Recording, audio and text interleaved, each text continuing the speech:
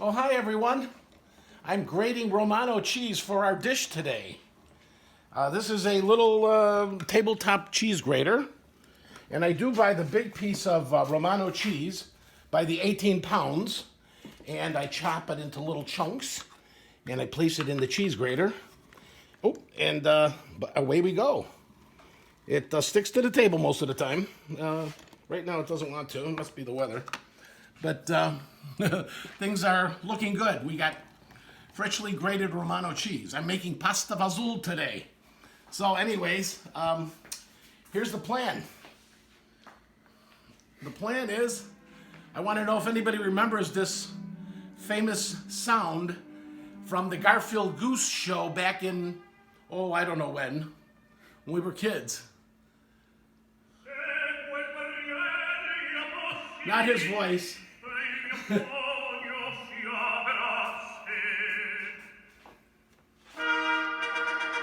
Does everybody remember Garfield Goose?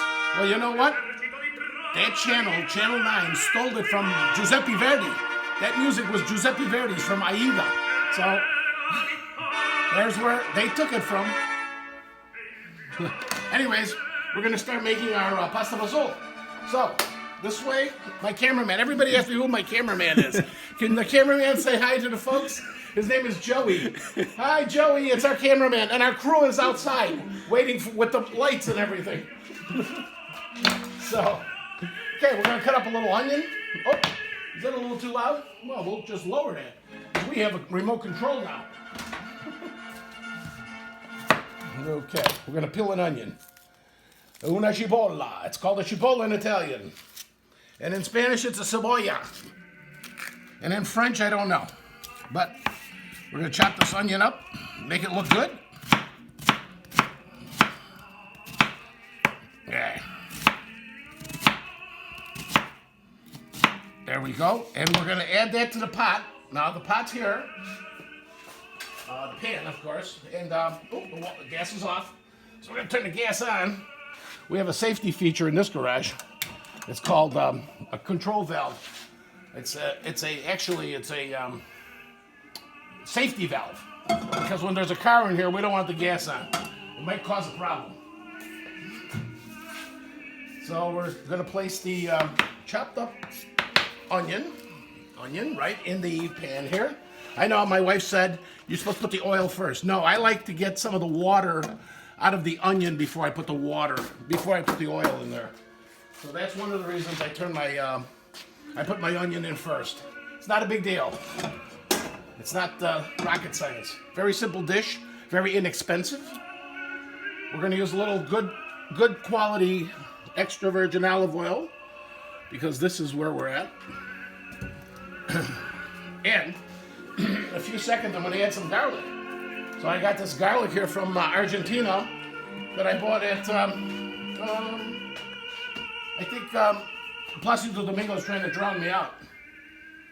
Okay, thank you, Placido. I bought some great garlic at Costco from Argentina. And it is great. It's white and fragrant, and it smells amazing. So I peeled it earlier, and with my little peeler, as you saw the other day, I had the little red peeler. Very, very efficient little piece of rubber. Amazing. And we're going to do it coarsely. This is a rustic dish, so we don't have to be too fancy with the chopping. Okay, so the garlic is in. Of course, we're going to add a little hot pepper, a little Calabrese style.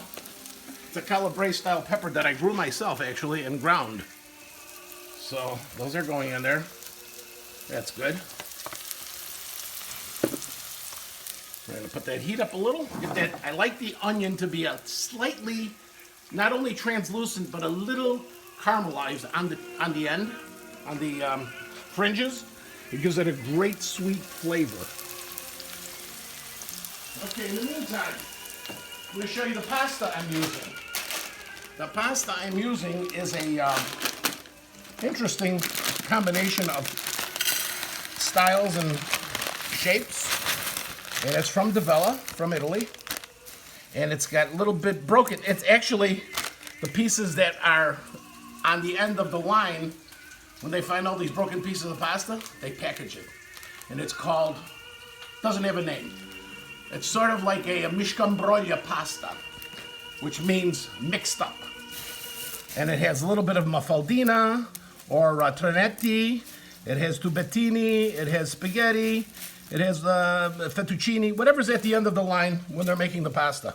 So that's really nice for the pasta fazool. I have Italian tomatoes here, which I will be crushing by hand. And these are organic Italian tomatoes, which are very hard to open. There. And we're going to be putting that in the bowl to crush by hand. I have fresh basil.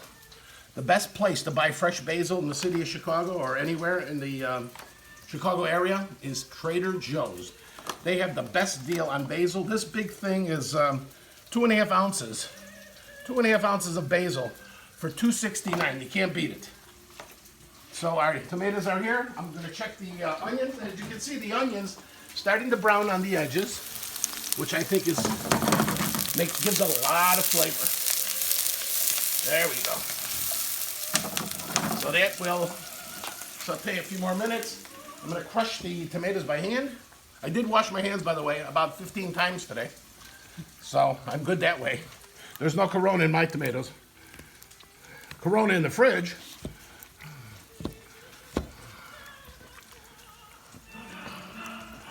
And the beans we're using actually are Romano beans. They're Italian beans, grown in America. They're called Roman beans or frijoles romano in Spanish. So there you go. Adding the tomatoes. Coming in. Woo!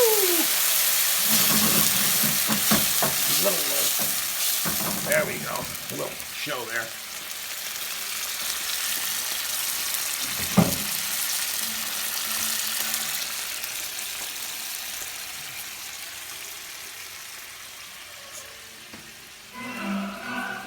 So I'm going to open the beans.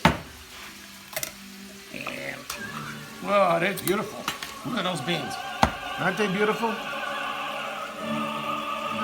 And I'm actually not even going to drain them because I believe the juice that the beans come in have a lot of flavor. So we're going to put a little salt in there. And I use a sea salt from Israel, by the way. It's from the Red Sea, actually. From the Red Sea. Black pepper from the Black Sea. How's that sound? Anyways, oh, I have to pour it out. I don't have my pepper grinder here today, so that's the sauce, and that'll cook down a bit. And I will add the beans, and that'll stew for about 15-20 minutes. And now we're going to add the beans. Salute! Ah, there you go. Look at, there's not even a lot of juice. It's mostly beans. And it was only $1. How's that? Talk about frugal gourmet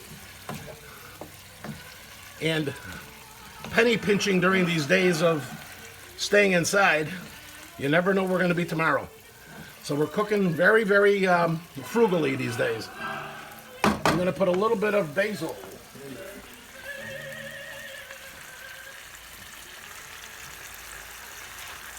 Chop up some basil, some basilico.